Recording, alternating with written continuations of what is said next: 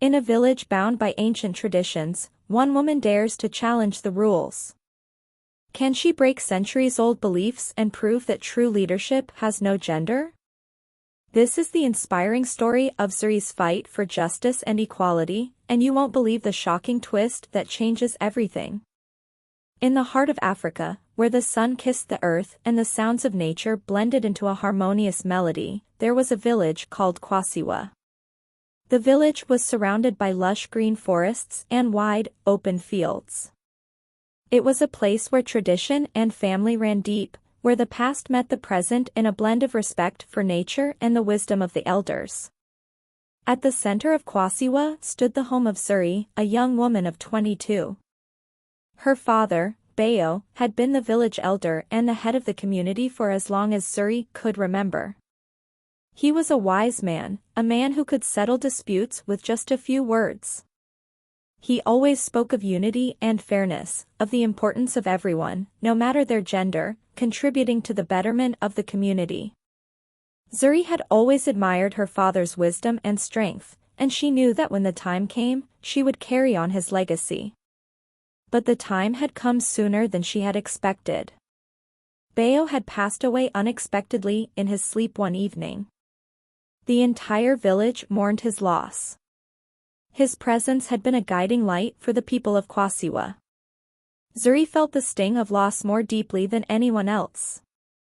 She had loved her father more than words could say, and now, she was left with the weight of the village's expectations. Zuri's father had never spoken to her directly about taking his place.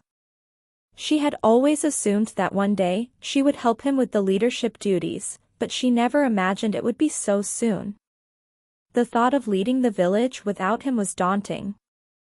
Zuri was still so young, and her heart was heavy with the thought of replacing her father. But as the days passed, the reality began to set in. She was her father's only child, and it was her duty to take up the mantle. The village elders, a group of respected men who had seen the world change over the years, met shortly after Bayo's death.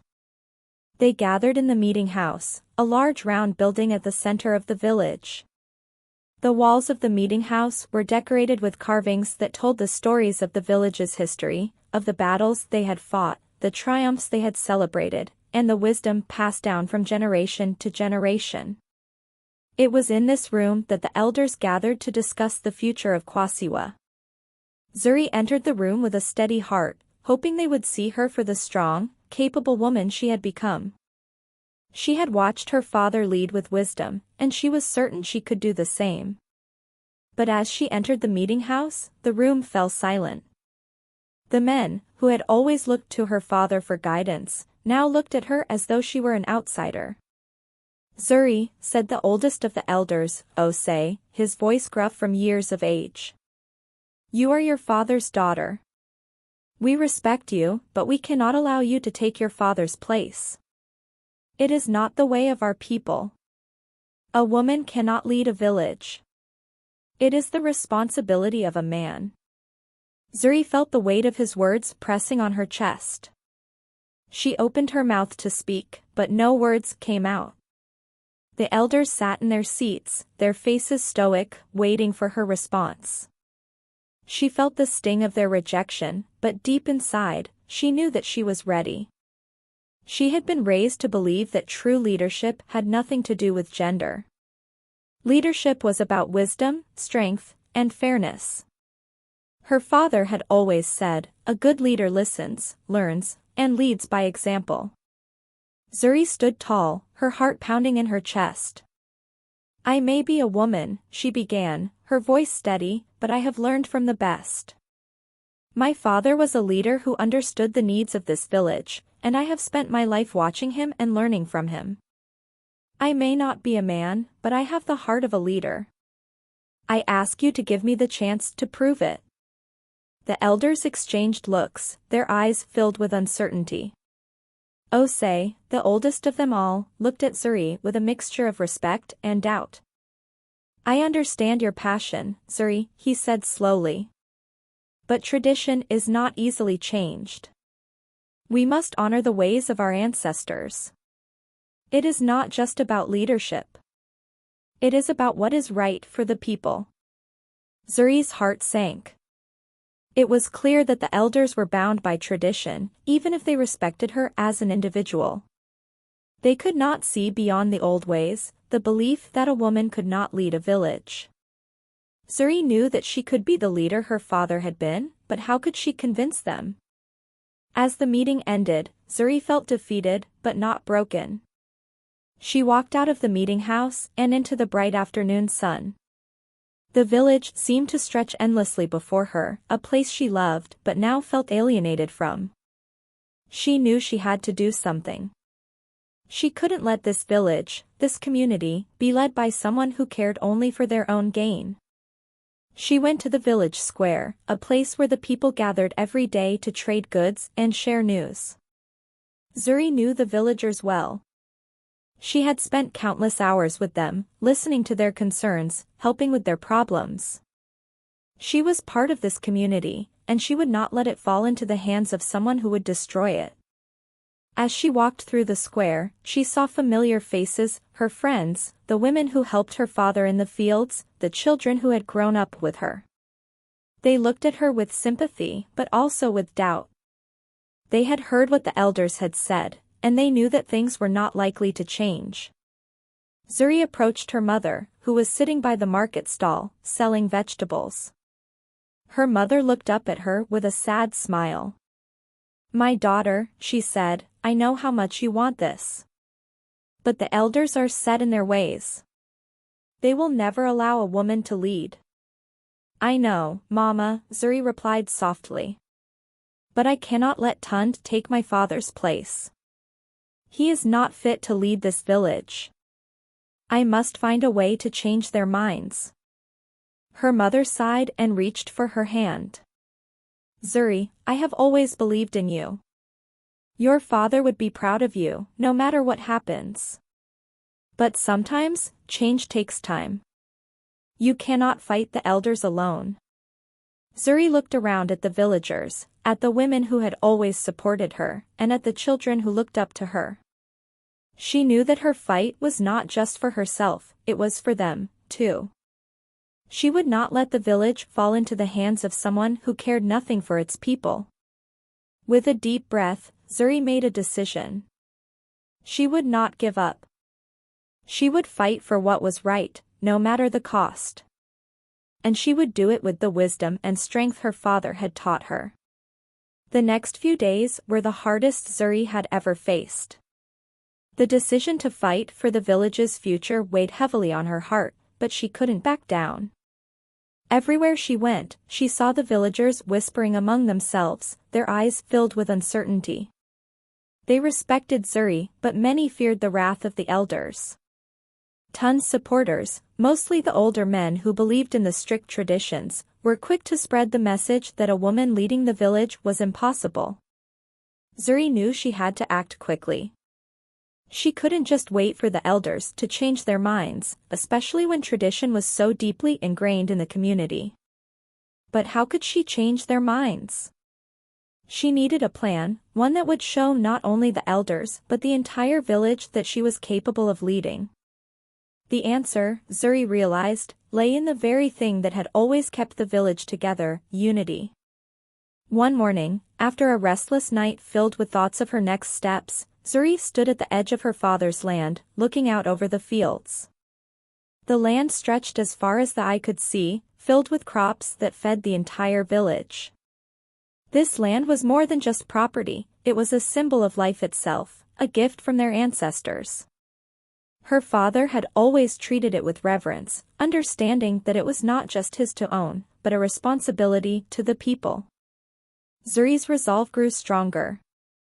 If she could show the villagers that she cared for the land as much as her father did, that she would protect it for the future of everyone in Kwasiwa, maybe they would begin to see her as their leader.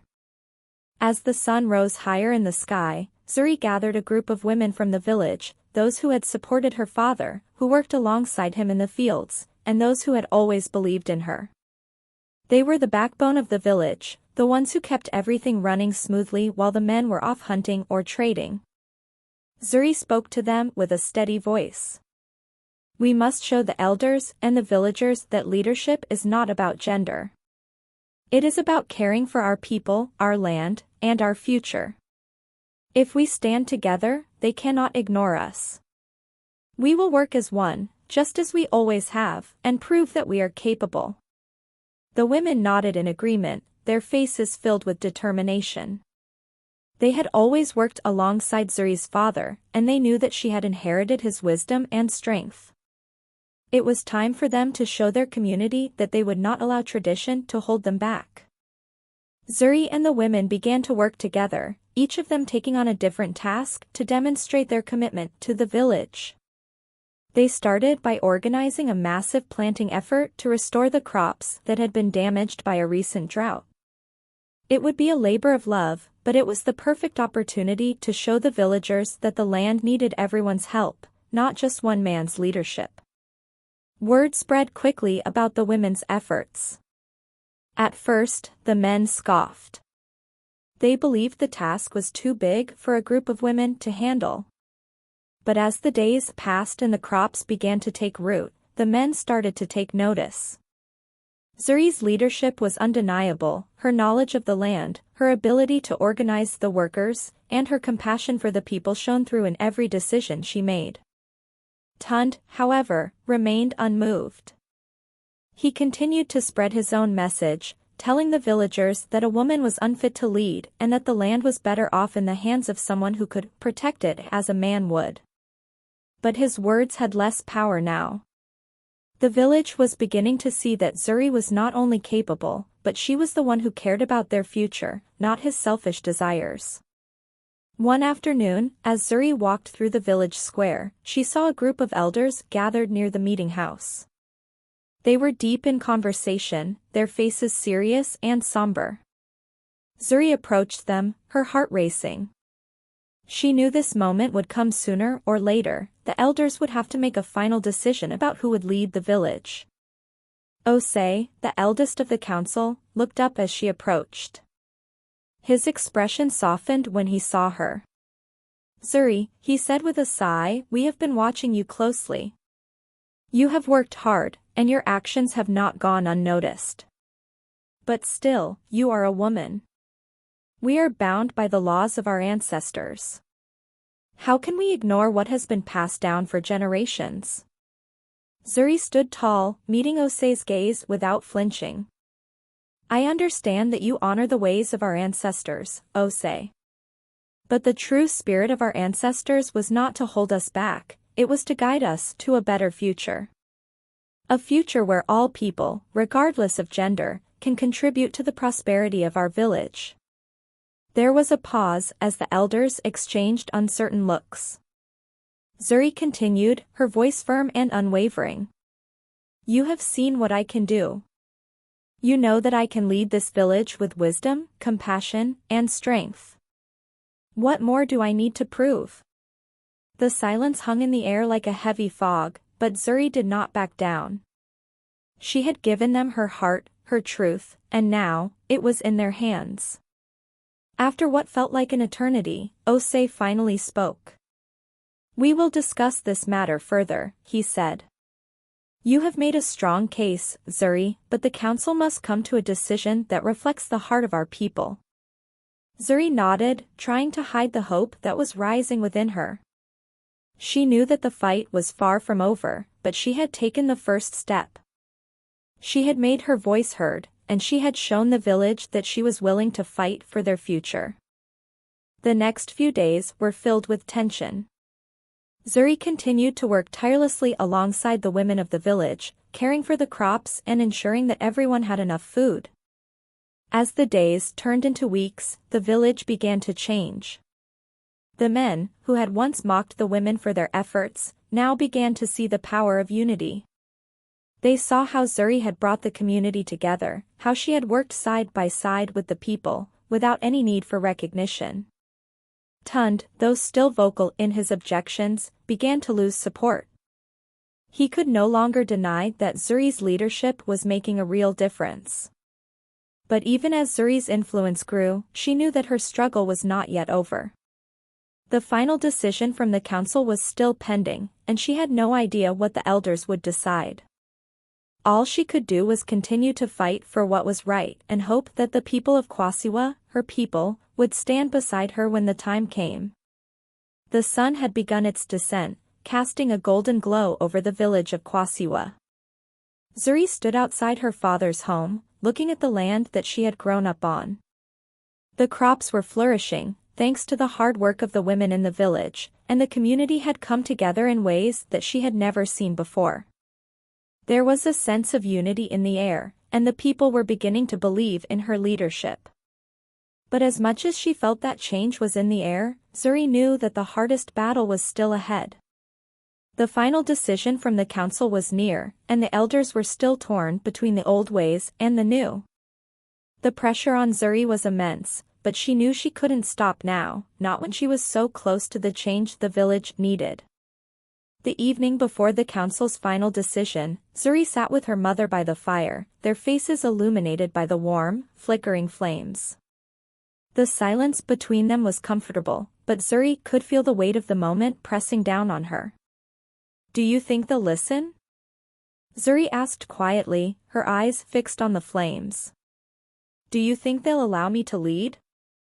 Her mother sighed, her hands gently stroking the beads of the necklace her father had given her many years ago. "I don't know, Zuri. The elders are set in their ways, and the world changes slowly. But I have always believed in you. Your father would have been proud." Zuri smiled, a bittersweet smile. She could feel the weight of her father's absence, but also the strength of his teachings in her heart. "I can't give up now. I've seen the way the village has come together. We've worked side by side, as one people. I won't let the past decide our future." Her mother nodded, her eyes filled with love and pride. "Then go, my daughter. Let your heart guide you." The next morning, the village gathered at the meeting house for what would be the most important council meeting in years. Zuri stood with her mother by her side, her heart pounding with nervous energy. She had done everything she could to prove her worth, and now all she could do was wait for the elders to make their decision. The air was thick with anticipation as the council elders took their seats. Osei, the oldest of them, stood up and addressed the crowd. "We are gathered here today to decide the future of our village, Kwasiwa. We have seen the strength and determination of Zuri, and we have seen the unity she has brought to the people. But we must also honor the traditions that have been passed down from our ancestors." Zuri held her breath, her eyes fixed on Osei as he continued. "After much discussion, we have come to a decision. Zuri, you have proven that leadership is not about gender, but about heart and wisdom. You have shown us that a true leader is one who cares for the people, who works alongside them, and who leads with integrity." A murmur of approval rippled through the crowd, and Zuri's heart soared. She stood taller, her voice steady as she spoke. "Thank you, elders. But I do not stand alone. This village has stood together, united by a common purpose. We have shown that the strength of our community lies not in one person, but in all of us." Osei nodded solemnly. "Zuri, we trust that you will lead this village with the wisdom and strength your father would have. You are the leader of Kwasiwa." A cheer erupted from the crowd, and Zuri's heart swelled with pride and relief. She had done it. She had fought for her father's land, for her village, and for a future where everyone, regardless of gender, had a voice. The elders had seen her worth, and they had made the right choice.